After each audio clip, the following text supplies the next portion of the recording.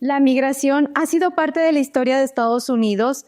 Sin embargo, en los últimos 4 años se ha convertido en un problema y la frontera sur ha registrado una afluencia extraordinaria con cifras récords de encuentros con migrantes.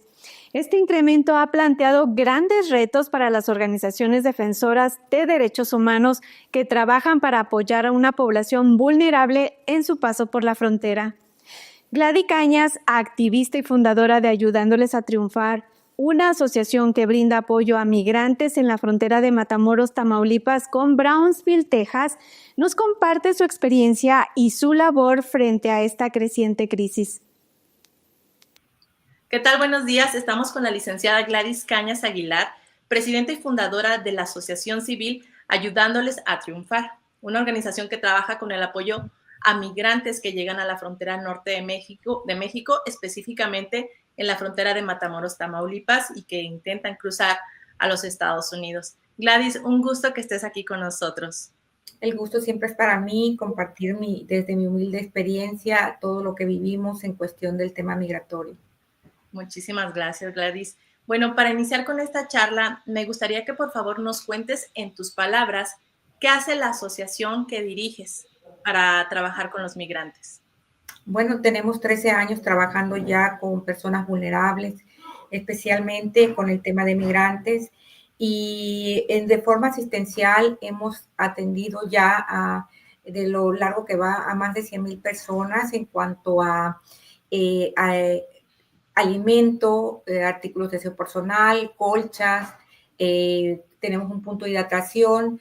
De acuerdo a cómo va este flujo de migrantes llegando a la ciudad y de acuerdo a sus necesidades, vamos aumentando ese abanico de servicios que tenemos con ellos. Por ejemplo, ahorita ya tenemos servicio médico de lunes a sábado, servicio psicológico, claro, en alianza y en sociedad con otras organizaciones como Médicos Sin Fronteras, como Med Global, que pues se han acercado a hacer esta sinergia para poder dar una atención integral a las personas migrantes. Y obviamente en cuestiones de canalizar a otras instituciones para que ellos puedan hacer trámites, por ejemplo, las personas, los bebés que nacen aquí en México para ser registrados ante el registro civil, también los apoyamos, los orientamos. Para las personas que quieren regularizar su situación migratoria, también los canalizamos con abogados. Todos los servicios a donde nosotros canalizamos deben de ser gratuitos. Nuestros servicios también insistimos que son gratuitos porque muchas personas aprovechan toda esta revoltura de información y de presencia de migrantes para lucrar con ellos. Entonces, siempre hacemos hincapié y todos los días tenemos letreros donde nuestros servicios son gratuitos y aparte de forma verbal, una servidora sale de la oficina a dar una plática con los migrantes y explicarle todos los servicios que tenemos y insistir en que no tienen que pagar nada por ningún servicio que ellos reciban. ¿Y cómo se acerca Ayudándoles a Triunfar a esos migrantes? ¿Cómo llegan a ellos? ¿Es una labor que hacen de salir? ¿Hay anuncios? ¿Cómo lo manejan? Sí, mi labor siempre es de campo. En un tiempo nosotros visitábamos casas abandonadas, los campamentos, los puentes internacionales, el puente Puerta México y el puente BIM de Matamoros, Tamaulipas, donde en el 2018 empezaron a llegar esta migración de extranjeros a esos puentes en busca de solicitar asilo. Y vimos la necesidad de que pues llegaban y estaban 24/7 en un puente sin agua, sin alimentos, sin colchas, y empezamos a proporcionar todo ese tipo de cosas que ellos necesitaban en el momento para subsistir mientras la espera estaban esperando para ser recibidos en Estados Unidos para solicitar su asilo.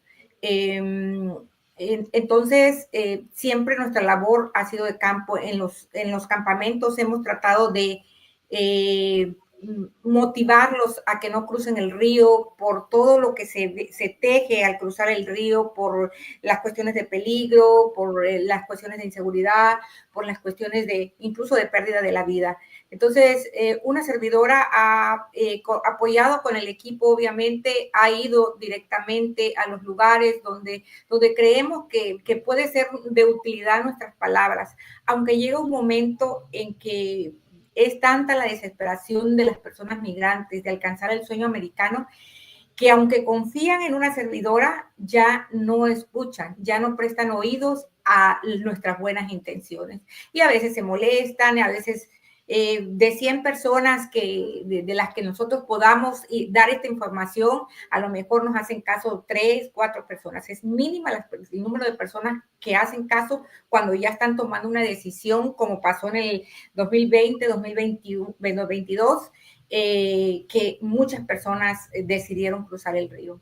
Aunque saben que el cruzar el río implica peligro, implica que puedan ser deportados, implica que puedan ser castigados por 5 años, implican que ya no puedan alcanzar el beneficio de la solicitud de asilo, incluso implica la muerte, aún así ellos deciden cruzar. Claro, hablas de esta desesperación que sienten porque, bueno, muchos de ellos han hecho una travesía muy larga para llegar hasta ese cruce, ¿no? Tan soñado. Y mencionabas 2018. Tú como tienes 13 años trabajando con la asociación, pero 2018 marca una pauta para ti, para el trabajo que haces. Así es, porque anteriormente nosotros recibíamos la migración que venía del sur, transmigrantes, o sea que utilizaban esta frontera pues para lograr su finalidad, que era llegar hacia Estados Unidos. Y por lo general lo hacían de forma irregular. En el 2018 vemos este fenómeno migratorio que se dio de personas extranjeras esperar en los puentes, llegar a los puentes. Recuerdo que las nacionalidades al principio eran cubanos, después venezolanos, después centroamericanos y después mexicanos que empezaron a llegar y preguntábamos si era en busca de asilo. O sea, ese 2018 marcó fue un parteaguas en lo que nosotros hacíamos antes y lo que empezamos a hacer desde ese 2018. Que fue apoyarlos incluso al principio en su estadía de aquí y de ahí, y después de forma legal, de ver de qué manera ellos podían entrar de forma legal a Estados Unidos. Hicimos sinergia con abogados de Estados Unidos para que pudieran dar esa asesoría, y mediante unos enlaces nosotros pudimos lograr que algunas personas pudieran entrar a través de apoyo de esos abogados. Entonces, nuestra manera de trabajar va, de acuerdo al comportamiento de la migración, va cambiando y vamos teniendo que buscar otros apoyos y abrir otros caminos para poderlos ayudar siempre de forma legal. Siempre insistimos que la única manera de entrar a Estados Unidos es la forma legal. Y actualmente, y en honor a la verdad, la aplicación de CBP One que se utiliza para generar una cita de las personas que quieren solicitar su asilo, ha sido una forma de controlar la migración irregular, ha sido un éxito en ese sentido. Pero por otro lado, ha dejado varado a muchos migrantes en esta frontera por más de 8 meses, hasta un año tenemos migrantes aquí varados. Entonces, vemos que por un lado es bueno y por otro lado hay una falla ahí en el sistema de cómo agilizar esos trámites para que la gente no espere tanto tiempo. El esperar tanto tiempo en una frontera que desconocen, el entorno que desconocen, el estar ya sin recursos, sus recursos se le acaban. Recordemos que Venezuela tiene que pasar 7 países y en los 7 países pasan unas cantidad de situaciones, experiencias difíciles, donde ellos tienen que también tener un presupuesto para comida, hoteles y lo que venga, y también un presupuesto para ir dando dinero a las personas que los van dejando, autoridades, puedo decir, que los van dejando pasar a cambio de un favor económico. Entonces, ya es parte del presupuesto también del migrante ir dando ese tipo de dinero. Entonces, de tal manera que cuando llegan a la frontera, pues ya vienen sin recursos, vienen hambrientos, vienen cansados, vienen desconociendo el entorno, la sociedad, el lugar donde van a estar esperando, sin trabajo, sin un lugar donde vivir. Entonces la situación se torna mucho más difícil de cuando salieron allá a cuando llegaron acá. Entonces, muchas veces las personas les venden un sueño americano muy bonito, porque a algunas personas les conviene hacerlo, otras por experiencias propias, porque les ha resultado, y otros porque la información se va desvirtuando, distorsionando ya cuando llega al migrante. Y es una información realmente equivocada. El sueño americano es, es realmente difícil, no tiene ese tal sueño, no hay tal esperanza, porque realmente es un sacrificio. Tienen que pasar una serie de situaciones como secuestros, como robo, como extorsiones, trata de personas, trata laboral, incluso hasta la pérdida de la vida, accidentes que dejan secuelas para toda su vida. Entonces, ese es el sueño americano que le venden. No es realmente, no se dan cuenta de la realidad de todo lo que tienen que pasar desde que salen de su lugar de origen hasta llegar acá. Y todavía llegan a Estados Unidos y es luchar también con el entorno, con el idioma, reinsertarse a la vida laboral, volver a aprender todo lo que la sociedad donde viven, todo lo que tienen que reaprender y todo el sacrificio que tienen que hacer para tener un trabajo.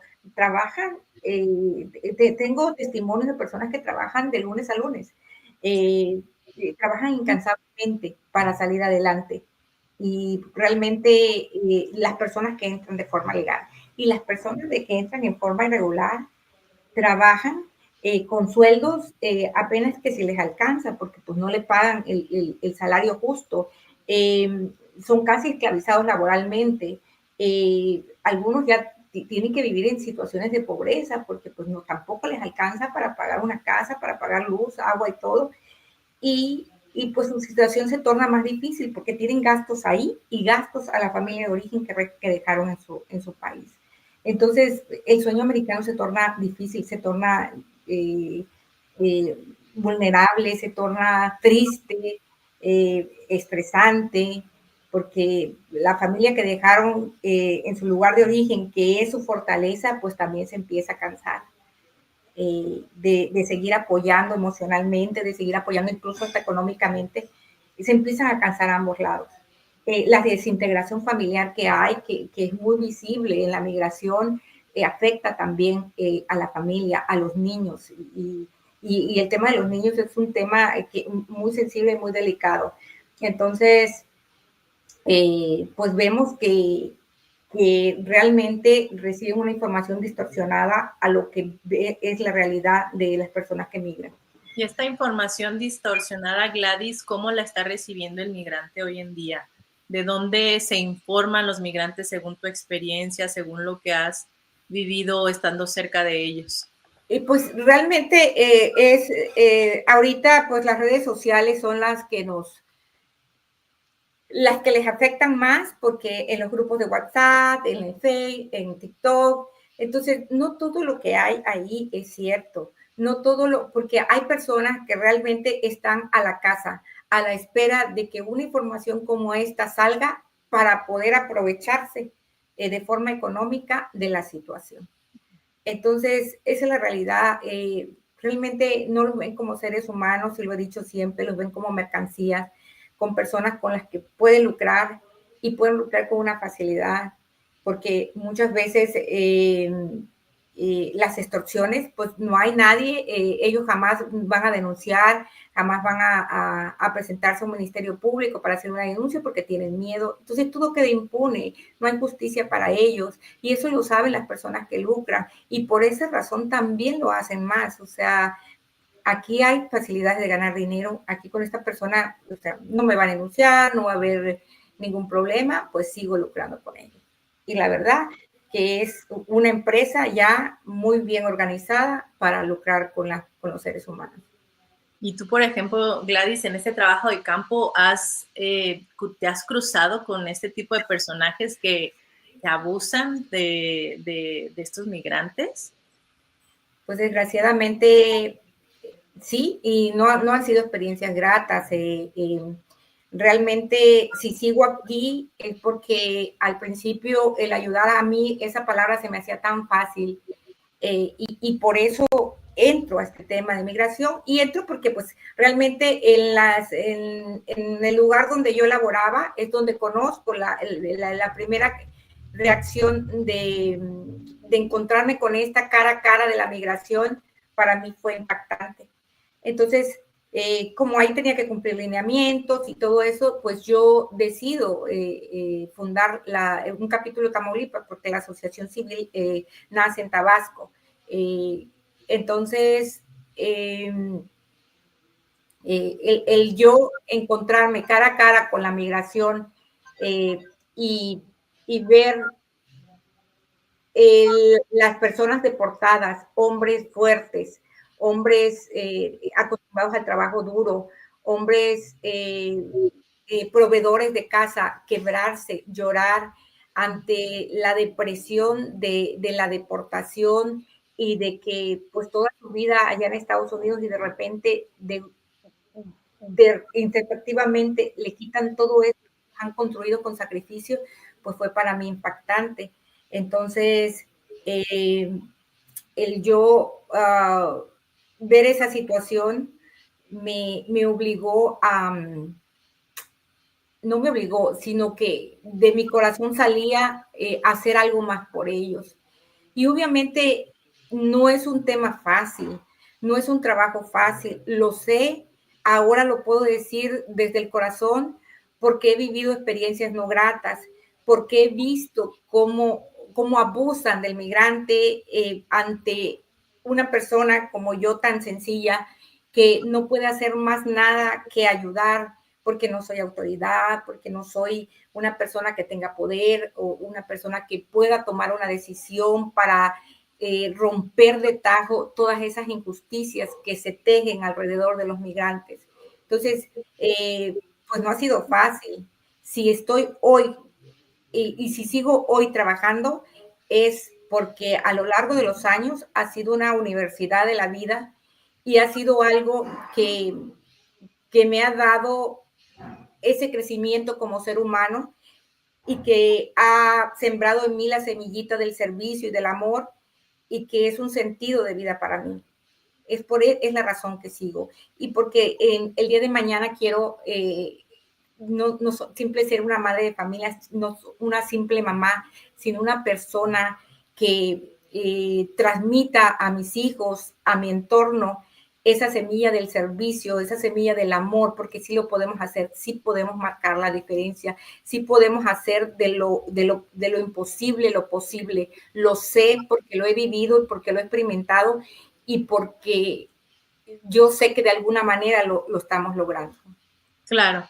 Y sobre estos encuentros que te mencionaba de ese abuso que puedan haber estado haciendo algunas gente, que hayas visto tú, como nos podrías explicar algún caso de que tú hayas visto de primera mano cómo se extorsionan a los migrantes?